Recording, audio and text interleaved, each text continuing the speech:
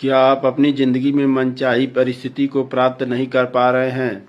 जो आप सोच रहे हैं कि मैं अपने जीवन में इन चीज़ों को प्राप्त करूं, तो वह चीज़ें आपसे दूर भागती हुई नज़र आ रही हैं।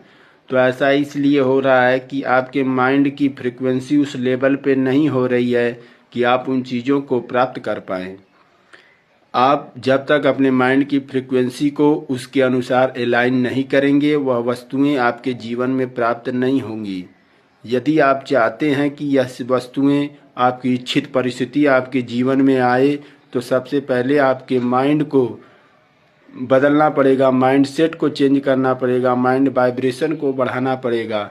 अगर आप चाहते हैं मैं आपका इसमें सहयोग करूं, तो मैं रामनारायण पाठक, मेंटल वेलनेस कोच, आपका सहयोग करने के लिए तैयार हूं। अगर आपकी इच्छा हो तो आप मुझे डायरेक्ट मैसेज कर सकते हैं।